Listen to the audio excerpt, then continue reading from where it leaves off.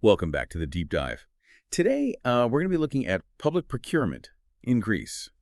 And we're using some research that you sent over about the time it takes to prepare bids. Now, I know what you're thinking. Public procurement, Greece. It sounds a bit dry, right? But trust me, there's some really interesting stuff here.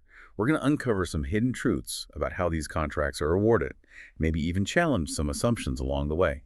To help us navigate this complex landscape, I've got our expert with us. Can you give us a quick overview of why competition is so crucial in public procurement? Well, it all comes down to fairness and value for money. When you've got multiple companies competing for a public contract, it really helps prevent things like collusion and corruption. Think of it as a safeguard against shady backroom deals or inflated prices. Now there are actually two ways to think about competition. First, we look at the number of companies that show interest in a project. And second, we consider how competitive things actually are. Among those who submit bids, both are really important signs of a healthy procurement process. This study really dives into that first aspect, right? It looks at how the time given to prepare these bids actually affects how many companies participate. That's right. They focused on what are called open procedures in Greece. These are basically public tenders open to any eligible company. And they focused on contracts that exceeded certain value thresholds. Think big infrastructure projects or complex service agreements, things like that. And they used data from 2018 to 2021, focusing on this thing called the publication period. What exactly is that? It's basically the time between when a project is announced publicly and the deadline for companies to submit their bids. So that period is all about giving companies enough time to learn about the project and put together a detailed proposal, right? Exactly. And what this study found is that when the Greek contracting authorities, the people running these projects, when they gave companies more time, they got more bids. It's true. So longer publication period equals more competition. That seems pretty intuitive. Yeah, it does. But here's the interesting thing. The increase in bids was most noticeable when the publication period was longer than the EU-mandated minimum of 35 days. So that suggests that the current minimum might actually be hurting competition, creating a barrier for companies who just need a little more time to prepare those complex bids. Yeah, that's a really good point. It's almost like we're overlooking a basic flaw in the system, and we might be shutting out some smaller companies who might have great ideas but just need a bit more time. Exactly. Imagine you're a small business, you have limited resources, you hear about this amazing opportunity, but you're given the bare minimum time to prepare a bid, and you're up against much larger, more established companies. It's a real David versus Goliath situation, and the playing field may not be as level as we think it is. And this study actually found some evidence that some companies are being punished for this tight time frame, right? That's right. They looked at cases where bids were rejected simply because they were late. That really highlights the real-world consequences of these time limits. It's not just about missing out on a contract. It's about wasted resources, missed deadlines, potentially even damaged reputations. It makes you think about the human side of things, too. Yeah. We're not just talking about numbers on the spreadsheet. We're talking about real people, real businesses, and their livelihoods are being affected by this. Absolutely. And it raises these really important questions about fairness and access.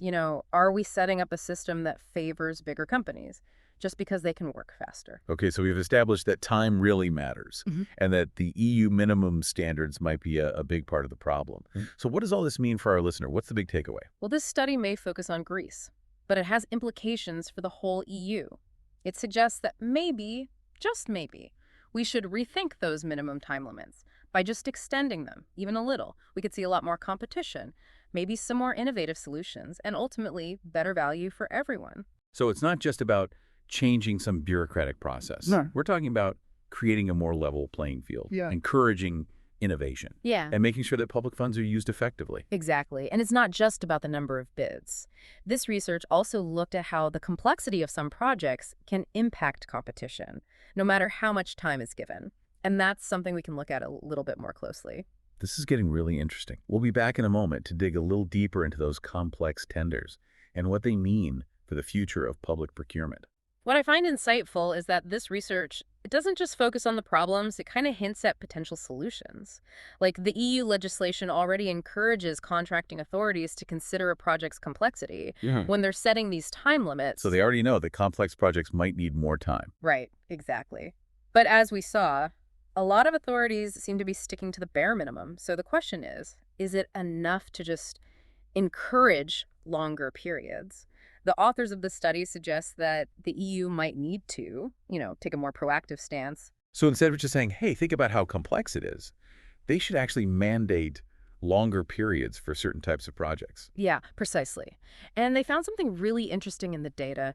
Bids for projects with publication periods between 40 and 47 days, they saw a huge jump in participation compared to those with shorter periods. Yeah, it would make sense. Even a small increase in the minimum time could make a big difference for companies who are struggling to meet those deadlines. And that means more competition, which could lead to better bids and, better value for money. So it's a win-win. But I imagine there are some concerns about extending those deadlines, right? Like, don't longer time frames mean more paperwork, more administrative burden for interacting authorities? Oh, yeah, for sure. That's a valid concern. There's always this balance between encouraging competition and keeping things efficient. Finding that sweet spot is really important. This whole thing about time limits and competition keeps reminding me about the people involved. It's easy to get lost in all the technical stuff.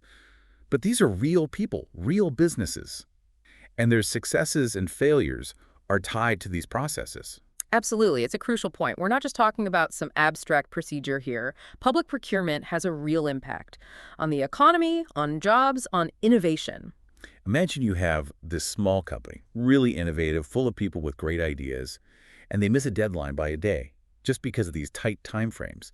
That's a huge loss, not just for them, but for everyone. Right, exactly. But on the other hand, a fair and transparent process can be so empowering. It can really level the playing field and give those smaller companies a real chance to compete with the big guys. That's how you get dynamic and healthy markets. So we need to shift our thinking. Instead of seeing this as a race to the bottom, where the biggest or the fastest always wins, maybe we should think of it as more of a collaborative effort, where everyone's trying to find the best solution. Yeah, I agree. And that brings us back to transparency. The more open the process is, from the beginning to the end, the more trust there is, and the less opportunity for corruption. And that means better outcomes for everyone. And we all have a stake in this system, right? Yeah. From the companies bidding on projects to the people who benefit from them, we all need to make sure this process is fair and efficient. Absolutely. And this research gives us some good ideas on how to do that. By understanding even the smallest details, like these bid preparation times, we can start to make real changes that lead to a better system. This has been really insightful. But before we wrap up, I want to talk about some of the solutions. What are some practical things we can do to make these processes more accessible, especially for smaller companies? We've talked about the problems, but now let's look at some solutions. What can we do to make these processes more accessible, especially for smaller companies? Well, one thing that's gaining traction is simplifying the bidding process itself.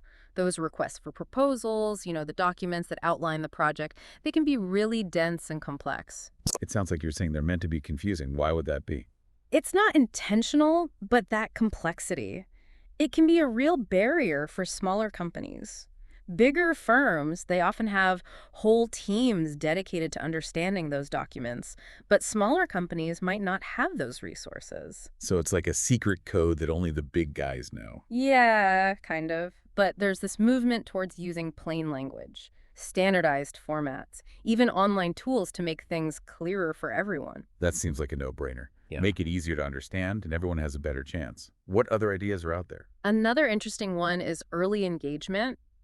What if contracting authorities reached out to potential bidders before those formal requests even go out? So instead of just announcing the project and waiting, they actually talk to companies beforehand. Right. It's about starting a conversation, making sure everyone's on the same page, and even encouraging companies to work together. Maybe even form partnerships to tackle those complex projects. So it's not just about competition, it's about collaboration. Exactly. And it all comes back to transparency. The more open the process is, the more trust there is. And that usually leads to better results for everyone. It's clear that we all have a stake in this, right?